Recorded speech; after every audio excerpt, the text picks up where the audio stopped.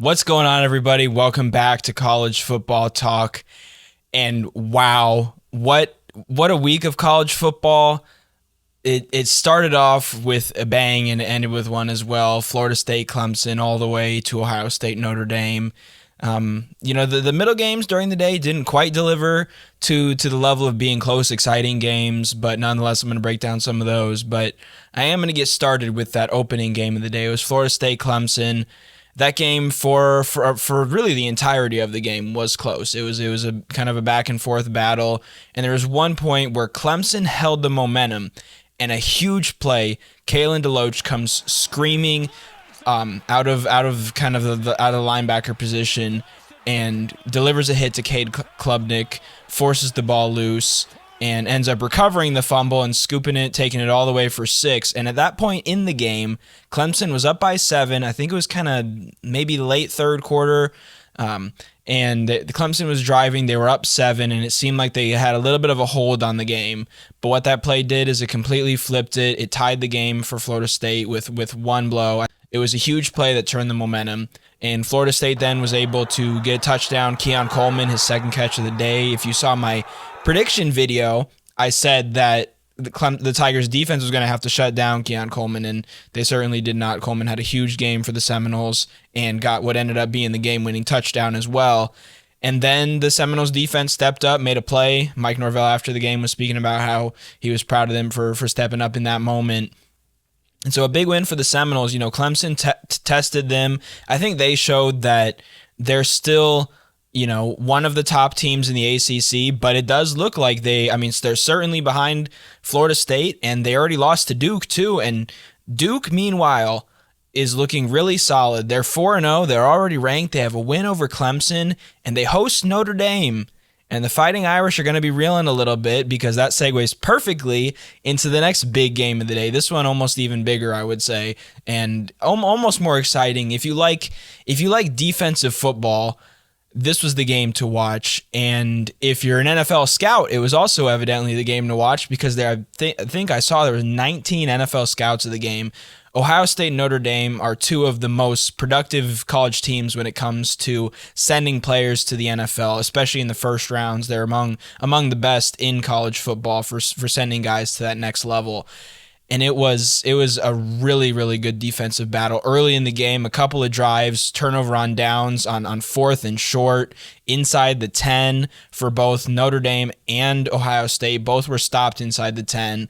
And overall defense, it was 3-0 at halftime, and that was only because the Buckeyes got a late drive and were able to kick a field goal heading into the break. And throughout the game, Ben Morrison, Notre Dame's cornerback, did a really good job against Marvin Harrison Jr. He was able to limit the Buckeyes receiver, the Biletnikoff front runner, I would say, for the best wide receiver in the country. And overall, if you're an NFL scout, or if you're just somebody who likes to go back and kind of watch the film, and especially kind of look at the things that maybe don't get all of the highlights, like a big running play or a big catch by a wide receiver, or even an interception by a DB, look back at some of those plays and look at the job that the Notre Dame cornerback did against the Buckeye receiver, because there's a lot to see there, and I think he did a phenomenal job throughout, being able to kind of lock down Marvin Harrison Jr. And so the Buckeyes, they then go ahead 10-0 with a touchdown run by Travion Henderson. Got a hole and then got a block by Harrison, and Harrison was hurt on the play.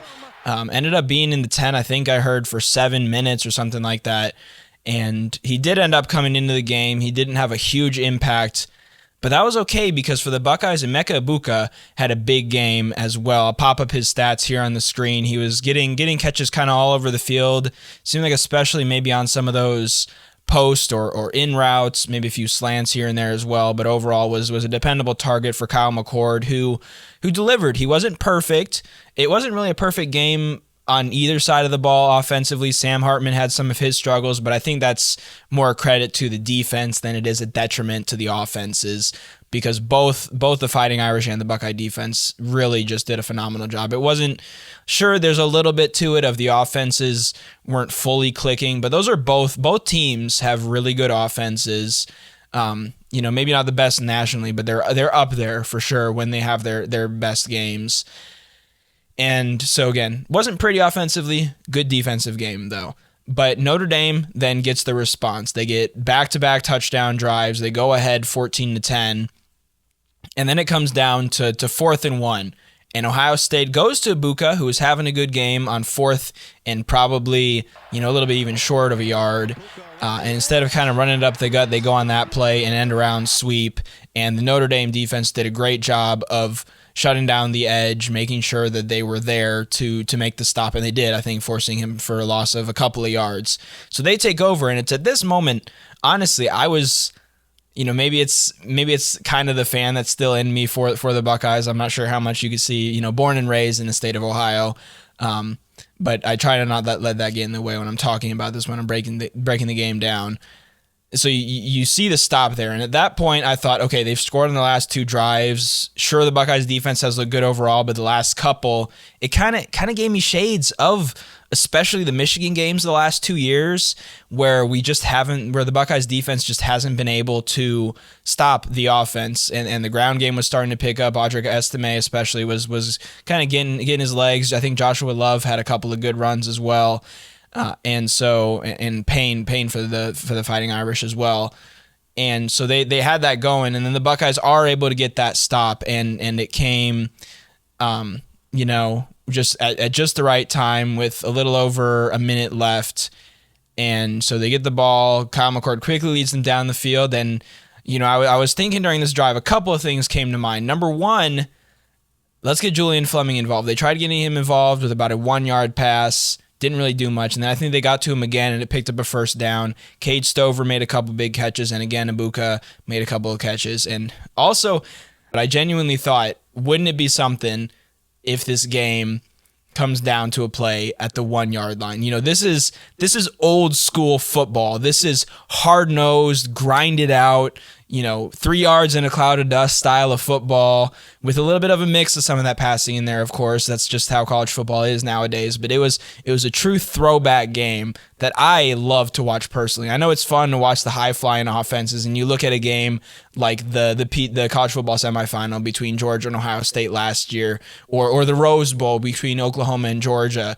But some of the games like I think of LSU Alabama in 2011, the 9-6 game with a few missed field goals, no offense, no touchdowns at all in that game, and just awesome defense to watch. And this game was definitely a throwback of that. And so it comes down to this play at the 1. The Buckeyes try to pass it to Harrison. Again, another great play by Morrison.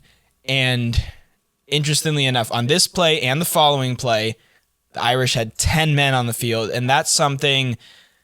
Is it coaching? Is it awareness of the players? Is it a mix of both?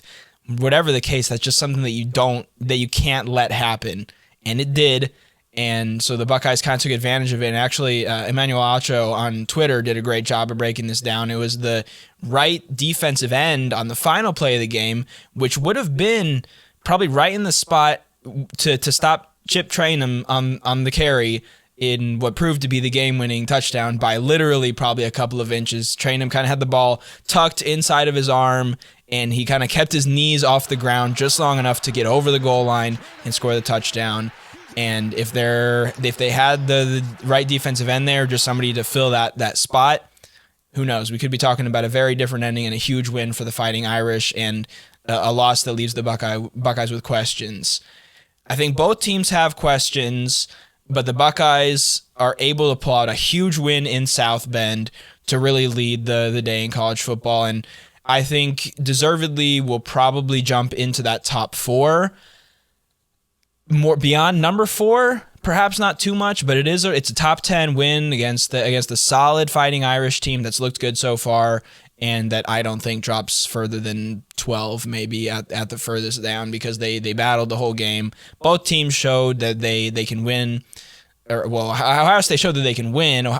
Notre Dame showed they can compete in a game, and obviously they were 3 seconds away from pulling off the win over Ohio State, the home upset win.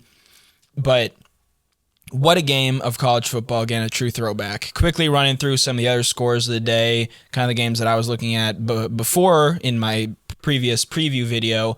Oklahoma, their defense is looking really good under Brent Venables, and Dillon Gabriel at quarterback is also looking solid. They pulled out a 20-6 victory in Cincinnati to move to 4-0.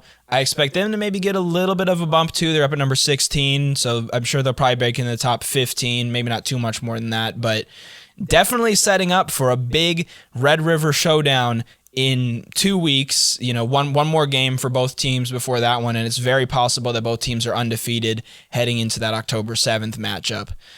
Colorado, Oregon, that game was pretty much over from the start. Certainly there's something to be said about Travis Hunter being out. I'm not saying that didn't affect the game at all. He's just an incredible impact player, but Oregon came ready to play. Dan Lanning, if you've seen some of the videos of his speeches to the team, had the Ducks absolutely fired up and ready to really play the game of football. He said something like, they're playing for clicks, we're playing for wins.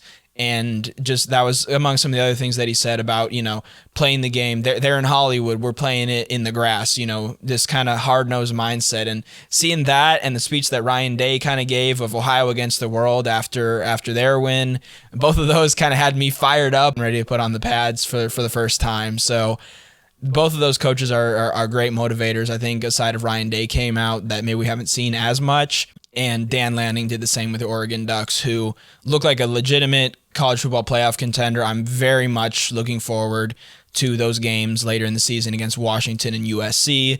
Colorado, meanwhile, plays those Trojans, who, as I'm recording this, got off to a little bit of a slow start against Arizona State. I'll update if anything big happens in that game. But that's a tough test next week. They do return home to Folsom Field in Boulder, but it's likely an opportunity for USC to pad their resume a little bit. Colorado, they're gonna grab onto little things like that. People saying that they don't stand a chance against the Trojans, but I do think until Travis Hunter returns, or maybe if they can figure out him, some pieces in his absence, it's going to be a little bit of a tough slate for them, and I'd expect that one to probably be a Trojans win. But finally, some of the other games, Utah proved that even without Cam Rising at quarterback, it's all about their defense anyways. They held UCLA, forced a couple turnovers, got several sacks, and held the Bruins to just 7 points in a close 14-7 win. They got the job done. Their defense is incredibly just ferocious, tenacious, physical, and got the job done in a big way. And then Washington State pulls off the win over Oregon State. It came down to an onside kick late as DJ Wagalele rallied the Beavers, but ultimately Cameron Ward and the Cougars were able to get the win.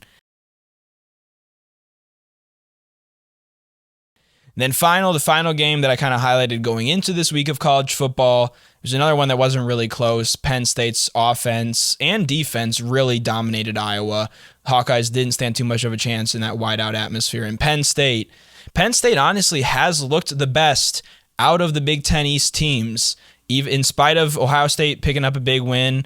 I think Michigan, they got off to a slow start against Rutgers. They figured things out. It's kind of how it is when you face those, lesser opponents.